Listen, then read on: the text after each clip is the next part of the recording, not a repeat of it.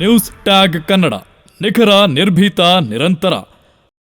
ನಮಸ್ಕಾರ, news tag ಕನ್ನಡಕ್ಕೆ ಸ್ವಾಗತ.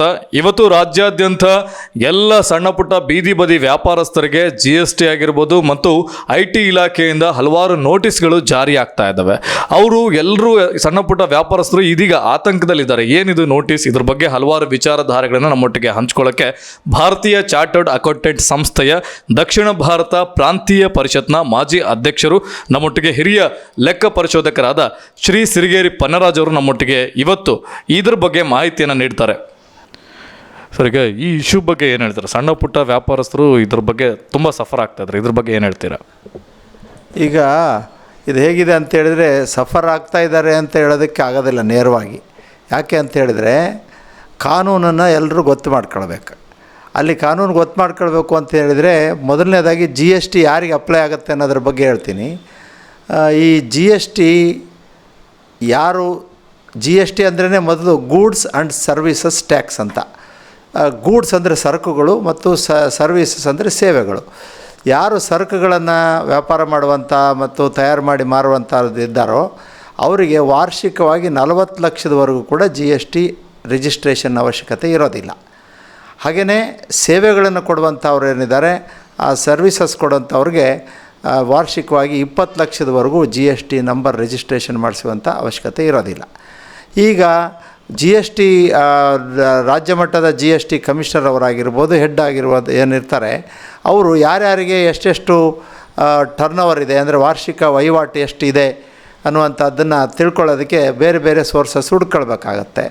ಅವರು ಈ Paytm ಮತ್ತು ಬೇರೆ ಬೇರೆ ಈ ವ್ಯವಸ್ಥೆ ಏನಿದೆ, ಬ್ಯಾಂಕ್ಗಳಿಗೆ ಹಣ ಹೋಗುವಂಥದ್ದು, ಆ ಬ್ಯಾಂಕಿಗೆ ಹಣ ಕಲೆಕ್ಟ್ ಮಾಡಿ ಅವ್ರು ಕೊಡುವಂಥದ್ದು ಏನಿದೆ, ಅದರಲ್ಲಿ ಒಂದು ಸೋರ್ಸನ್ನು ತೊಗೊಂಡಾಗ ಭಾಳಷ್ಟು ಜನರ ಅಕೌಂಟ್ಗಳಿಗೆ 40 ಲಕ್ಷಕ್ಕಿಂತ ಹೆಚ್ಚಿಗೆ ಬಂದಿರುವಂಥದ್ದು ಅವ್ರಿಗೆ ಕಂಡು ಬಂದಿದೆ. ಅವರು ನ್ಯಾಚುರಲ್ಲಾಗಿ, ಸ್ವಾಭಾವಿಕವಾಗಿ ಕಾನೂನು ಅಡಿಯಲ್ಲಿ ಅವರು ಕಲೆಕ್ಟ್ ಮಾಡಿದಂಥ ಇನ್ಫಾರ್ಮೇಷನ್ ಪ್ರಕಾರ 40 ಲಕ್ಷಕ್ಕಿಂತ ಮೇಲೆ ಯಾರ್ಯಾರಿಗೆ ಹಣ ಬಂದಿದೆಯೋ ಅವ್ರಿಗಷ್ಟೇ ಕೊಟ್ಟಂಗೆ ಕಾಣಿಸ್ತಾರೆ. ಈಗ ಇನ್ನೂ ಅದೇ ಸೇವೆಗಳಾದರೆ ಬರೀ 20 ಲಕ್ಷಕ್ಕೆ ಅದು ಸೀಮಿತ ಆಗಿರುತ್ತೆ ಅನ್ನೋಂಥದ್ದನ್ನು ಕೂಡ ನಾವೆಲ್ಲ ತಿಳ್ಕೊಳ್ಬೇಕಾಗತ್ತೆ. ಹೀಗಾಗಿ ಕಾನೂನನ್ನು ನಾವು ತಿಳ್ಕೊಳ್ದೆ, ಈ ಕಾನೂನು ಬಂದಿದ್ದು 1 ಜುಲೈ 2017. ಸೊ 1/7/2017ರಿಂದಲೇ ಜಾರಿಗೆ ಬಂದಿದೆ. ಆಲ್ರೆಡಿ ಎಷ್ಟು ವರ್ಷ ಆಯ್ತು? ಈಗ 17, ಒಂದು 8 ವರ್ಷ ಆಯಿತು. ಸೊ ಇಷ್ಟು ವರ್ಷ ಆದರೂ ಕೂಡ ಕಾನೂನು ಜಾರಿಗೆ ಬರಬಾರ್ದು, ನಾವು ಆತಂಕದಲ್ಲಿರೋದು ಅನ್ನೋದು ತಪ್ಪಾಗುತ್ತೆ. ಅವರು ಕಾನೂನು ರೀತಿಯಲ್ಲೇ ಅವ್ರ ನೋಟಿಸ್ಗಳನ್ನು ಜಾರಿ ಮಾಡ್ತಾ ಇದ್ದಾರೆ, ಮೊದಲನೇದು. ಎರಡನೇದು, ನೋಟಿಸ್ ಬಂದ ತಕ್ಷಣವೇ ನಾವು ಆತಂಕಕ್ಕೆ ಪಡಬೇಕಾ ಅನ್ನುವಂಥದ್ದು ಕೂಡ ನೋಡಬೇಕಾಗತ್ತೆ. ನೀವು Paytm ಮತ್ತು ಇನ್ನೊಂದು ಮೂಲಕ ಹಣ ನಿಮ್ಮ ಅಕೌಂಟಿಗೆ ಬರಬೇಕಾದ್ರೆ ಅವೆಲ್ಲವೂ ಕೂಡ ಸೇವೆ ಅಥವಾ ಸರಕುಗಳನ್ನು ಮಾರಾಟ ಮಾಡಿದ್ದೇ ಆಗಿರಬೇಕು ಅಂತಿಲ್ಲ. ನೀವು ಯಾರ ಹತ್ರ ಅದು ಕೈಗಡ ಇಸ್ಕೊಳ್ಬೇಕಾದ್ರೆ, ಹಣ ಇಸ್ಕೋಬೇಕಂದ್ರೂ ಕೂಡ Paytm ಮೂಲಕನೇ, ಫೋನ್ಪೇ ಮೂಲಕನೇ, ನೀವು ಗೂಗಲ್ ಪೇ ಮೂಲಕ ನಿಮ್ಮ ಹಣ ಇಸ್ಕೊಳ್ಳುವಂಥದ್ದು, ಕೊಡುವಂಥದ್ದು ವ್ಯವಹಾರಗಳನ್ನು ಮಾಡ್ತಾಯಿರ್ತೀರಿ. ಹಾಗಾಗಿ ನಿಮಗೆ ನಿಮ್ಮ ಬ್ಯಾಂಕ್ ಖಾತೆಗೆ ಜಮಾ ಆಗಿರುವ ಅಮೌಂಟಲ್ಲಿ 40 ಲಕ್ಷಕ್ಕಿಂತ ಹೆಚ್ಚಿಗೆ ಆದರೆ ಅವ್ರು ನೋಟಿಸ್ ಕೊಟ್ಟಿದ್ದರೆ, ಮೊದಲನೇದಾಗಿ ನಿಮಗೆ ಆ ಹಣದಲ್ಲಿ ಎಷ್ಟು ಜನರ ಹತ್ರ ನೀವು ಕೈಗಡಾದ ಅಥವಾ ಸಾಲದ ಅಮೌಂಟು ಇಸ್ಕೊಂಡಿದ್ದವು ಇರ್ತವೆ ಅನ್ನುವಂಥದ್ದನ್ನು ನೋಡಿದರೆ ಅದನ್ನು ತೆಗೆದುಬಿಡ್ಬೋದು. ಉದಾಹರಣೆಗೆ 45 ಲಕ್ಷ ಆಗಿದೆ ಅಂತ ಇಟ್ಕೊಳ್ಳಿ ನಿಮ್ಮ ಅಕೌಂಟಿಗೆ ಒಂದು ವರ್ಷದಲ್ಲಿ. ಅದರಲ್ಲಿ 25 ಲಕ್ಷ ಮಾತ್ರ ನೀವು ವ್ಯಾಪಾರ ಮಾಡಿದ್ದು, ಇನ್ನು ಉಳಿದಿದ್ದು ಎಲ್ಲ ಕೂಡ ಸಾಲದ ರೂಪದಲ್ಲಿ ನೀವು ಬೇರೆ ಹತ್ರ ಇಸ್ಕೊಂಡಿದ್ದಿದ್ದರೆ ನಿಮಗೆ GST ಬರೋದಿಲ್ಲ. ಅಂದರೆ GST ನಿಮಗೆ ಅಪ್ಲೈ ಆಗೋದಿಲ್ಲ. ಇಷ್ಟು ಮಾಹಿತಿಯನ್ನು ನೀವು ಹೋಗಿ GST ಅಧಿಕಾರಿಗಳಿಗೆ ಕೊಡಬೇಕಾಗ್ತದೆ. ಇದಲ್ಲದೆ ಇನ್ನೊಂದು ಭಾಳ ಮುಖ್ಯವಾದ, ಅವ್ರು ಏನು ಪ್ರಶ್ನೆ ಕೇಳ್ಬೋದು ನಿಮಗೆ ಅಂತ ಹೇಳಿದರೆ, ಎಲ್ಲರೂ ಈ ಫೋನ್ಪೇ ಮೂಲಕನೇ ಪೇಮೆಂಟ್ ಮಾಡೋದಿಲ್ಲ. ಇದಲ್ಲದೆ ಕ್ಯಾಶಲ್ಲಿ ಎಷ್ಟು ಮಾರಾಟ ಮಾಡಿದ್ದಾರೆ ಅಂತ ಕೂಡ ಕೇಳ್ಬೋದು ನಿಮ್ಮನ್ನು. ಅದಕ್ಕೆ ನೀವು ಸಮಂಜಸವಾದಂಥ ಒಂದು ಉತ್ತರ ಕೊಡಬೇಕಾಗ್ತದೆ. ಹಾಗಾಗಿ ಯಾರ್ಯಾರಿಗೂ 40 ಲಕ್ಷ ಮೇಲೆ ಬಂದಿದೆಯೋ ನೀವು ಯಾರನ್ನಾದರೂ ಸಂಪರ್ಕ ಮಾಡಿ ಹೋಗಿ ಅದನ್ನು ಕೇಳ್ಕೊಳ್ಬೇಕು. ಇಲ್ಲ 40 ಲಕ್ಷದಲ್ಲಿ ಇಷ್ಟು ನಂದು ವ್ಯವಹಾರ ವಹಿವಾಟು ಎಷ್ಟಿದೆ, ವ್ಯಾಪಾರ ಎಷ್ಟಿದೆ, ವ್ಯಾಪಾರದ ವಹಿವಾಟಿನ ಹಣ ಎಷ್ಟಿದೆ, ಅದಲ್ಲದೆ ಬೇರೆದು ಎಷ್ಟಿದೆ ಅನ್ನುವಂಥದ್ದನ್ನು ನೀವು ಬೈಫರ್ಕೇಟ್ ಮಾಡಿ ಹೋದರೆ ಅದರ ಸಾಲದ ಅಮೌಂಟ್ ಇದ್ದರೆ ಭಾಳಷ್ಟು ಮಂದಿಗೆ ಬರೋದಿಲ್ಲ. ಮತ್ತು ಎರಡನೇದು ಭಾಳ ಮುಖ್ಯವಾಗಿ ಸೇವೆ ಅಂದರೆ ಬರೀ ನೀವು ಸರ್ವೀಸಸ್ ಕೊಡ್ತಾ ಇದ್ದೀರಿ ಅಂತ ಇಟ್ಕೊಳ್ಳಿ. ಅಂಥ ಸೇವೆಗಳನ್ನು ಕೊಡುವಂಥವರು 20 ಲಕ್ಷಕ್ಕೆ ಸೀಮಿತ ಆಗುತ್ತದು. 20 ಲಕ್ಷ ದಾಟಿದವ್ರಿಗೆ ಕೂಡ GST ಅಪ್ಲೈ ಆಗ್ತದೆ. ಅಲ್ಲಿ 18% GST ಬರ್ತದೆ. ಅಟ್ಲೀಸ್ಟ್ GST ಗೂಡ್ಸ್ ಇದ್ದರೆ, ಸರಕುಗಳಿದ್ದರೆ ಬೇರೆ ಬೇರೆ ರೇಟ್ಗಳಿದೆ. ಅದು ಕಂಪೌಂಡಿಂಗ್ ಅಂತ ಒಂದು ರೇಟ್ ಇದೆ, ಸ್ಲ್ಯಾಬ್ಗಳು ಭಾಳಷ್ಟಿದ್ದಾವೆ. 28%ವರೆಗೂ ಸ್ಲ್ಯಾಬ್ ಇದ್ದಾವೆ. ಆದರೆ ಸರಕಿನ ಮೇಲೆ ಎಷ್ಟು ಸ್ಲ್ಯಾಬ್ ಇದೆ ಅಂತ ಅದ್ರ ಮೇಲೆ ತೆರಿಗೆ ಬೀಳ್ತದೆ. ಹಾಗಾಗಿ ನಾವು ಆತಂಕ ಪಡೋದಕ್ಕಿಂತ ಹೆಚ್ಚಾಗಿ ಅದನ್ನು ತೊಗೊಂಡು ಯಾರೋ ತೆರಿಗೆ ಸಲಹೆಗಾರನ ಕಂಡುಕೊಂಡು ಅವರಿಗೆ ನಿಮ್ಮ ಬ್ಯಾಂಕ್ ಅಕೌಂಟ್ನ ತೊಗೊಂಡೋಗಿ ನೀವೇನೇನು ವ್ಯಾಪಾರದ ಮೂಲಕ ತೊಗೊಂಡಿರೋಂಥ ದಣ ಯಾವುದಿದೆ, ಇದು ಅದು ಅಲ್ಲದೆ ಇರೋದು ಯಾವುದಿದೆ ಅನ್ನುವಂಥದ್ದನ್ನು ಕೂಡ ನೀವು ನೋಡ್ಕೊಳ್ಬೇಕಾಗತ್ತೆ. ಮೊಟ್ಟ ಮೊದಲನೇದಾಗಿ. ಎರಡನೇದಾಗಿ ಇನ್ಕಮ್ ಟ್ಯಾಕ್ಸ್ ಅವರು ಕೂಡ ನೋಟಿಸ್ ಬರ್ತಾ ಇದೆ ಅಂತ ಕೂಡ ಹೇಳಿದರು.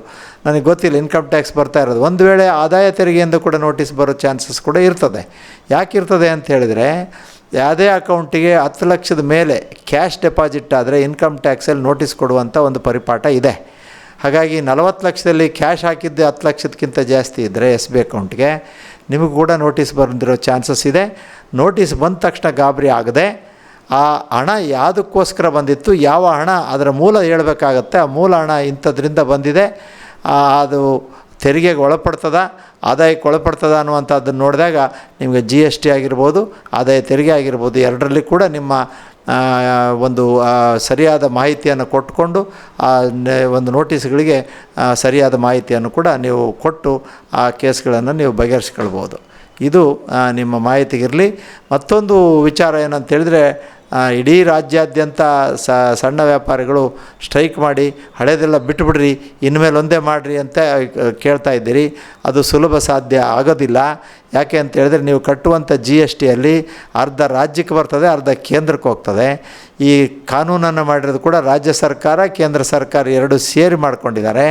ಹಾಗಾಗಿ ರಾಜ್ಯಕ್ಕೆ ಬರುವಂಥದ್ದಕ್ಕೆ KGST ಅಂತ ಕರಿತೀವಿ, CGST ಅಂತೇಳಿ ಕೇಂದ್ರ ಸರ್ಕಾರಕ್ಕೆ ಹೋಗೋಂಥದ್ದನ್ನು ಕರಿತೇವೆ. ಹಾಗಾಗಿ ಎರಡೂ ಸರ್ಕಾರಗಳು ಸೇರಿದಾಗ ಮಾತ್ರ ಇದಕ್ಕೇನಾದರೂ ಪರಿಹಾರ ಸಿಗೋದಕ್ಕೆ ಸಾಧ್ಯ. ಪರಿಹಾರಕ್ಕಿಂತ ಮುಂಚೆ ನೀವು ನಿಮಗೆ ಬಂದಿರುವಂಥ ನೋಟಿಸನ್ನು ತೊಗೊಂಡೋಗಿ ಅದು ಬ್ಯಾಂಕ್ ಅಕೌಂಟ್ ಮೂಲಕ, ಬ್ಯಾಂಕ್ ಅಕೌಂಟ್ ಜೊತೆಗೆ ಅದನ್ನು ಹೋಗಿ ತೆರಿಗೆ ಸಲಹೆಗಾರರು, ಚಾರ್ಟರ್ಡ್ ಅಕೌಂಟೆಂಟ್ಗಳ ಯಾರ ಹತ್ರ ಅದ್ರ ಹೋಗಿ ಮಾಹಿತಿಯನ್ನು ಕೊಟ್ಟು ಅದನ್ನು ಸರಿಪಡಿಸ್ಕೊಳ್ಳೋದು ಮೊದಲನೇ ಹೆಜ್ಜೆ ನಿಮ್ಮದು ಆಗಬೇಕು ಅನ್ನುವಂಥದ್ದು ನಂದು ಅಡ್ವೈಸ್. ಕೇಳಿದ್ರಲ್ಲ ವೀಕ್ಷಕರೇ, ಇಷ್ಟೊತ್ತಿನ ಮಟ್ಟಿಗೆ ಶ್ರೀ ಸಿರಿಗೇರಿ ಪನ್ನರಾಜ್ ಅವರು ಹಿರಿಯ ಲೆಕ್ಕ ಪರಿಶೋಧಕರು ಈ ಬಗ್ಗೆ ಸಮಗ್ರವಾದಂಥ ವಿಚಾರಗಳನ್ನು ನಮ್ಮೊಟ್ಟಿಗೆ ಹಂಚಿಕೊಂಡ್ರು. ಯಾವುದೇ ಬೀದಿ ಬದಿ ವ್ಯಾಪಾರಸ್ಥರಾಗಿರ್ಬೋದು, ಸಣ್ಣ ಪುಟ್ಟ ವ್ಯಾಪಾರಸ್ಥರು ಯಾವುದೇ ನೋಟಿಸ್ಗಳಿಗೆ ಆತಂಕ ಪಡುವ ಅವಶ್ಯಕತೆ ಇಲ್ಲ. ನಿಮ್ಮ ಹತ್ತಿರದಲ್ಲಿರ್ತಕ್ಕಂಥ ತೆರಿಗೆ ಸಲಹೆಗಾರರನ್ನ, ಲೆಕ್ಕ ಪರಿಶೋಧಕರ ಬಳಿ ನಿಮ್ಮ ಬ್ಯಾಂಕ್ ಅಕೌಂಟ್ ಡೀಟೇಲ್ಸ್ ಸಮೇತ ಹೋದರೆ ಈ ಬಗ್ಗೆ ನೋಟಿಸ್ಗಳಿಗೆ ಸರಿಯಾದ ಪ್ರತ್ಯುತ್ತರವನ್ನು ನೀಡುವಂಥ ಪ್ರಯತ್ನವನ್ನು ತಾವು ಮಾಡ್ಬೋದಂತ ನಮ್ಮೊಟ್ಟಿಗೆ ಲೆಕ್ಕ ಪರಿಶೋಧಕರಾದ ಸಿರಿಗೇರಿ ಪನ್ನರಾಜ್ ಅವರು ಹಂಚಿಕೊಂಡಿದ್ದಾರೆ. ಧನ್ಯವಾದಗಳು ಸರ್, ನ್ಯೂಸ್ ಟ್ಯಾಗ್ ಕನ್ನಡದ ಪರವಾಗಿ. ಇನ್ನಿತರ ಸುದ್ದಿಗಳಿಗಾಗಿ ಕೂಡಲೇ ಸಬ್ಸ್ಕ್ರೈಬ್ ಮಾಡಿ ನ್ಯೂಸ್ ಟ್ಯಾಗ್ ಕನ್ನಡ.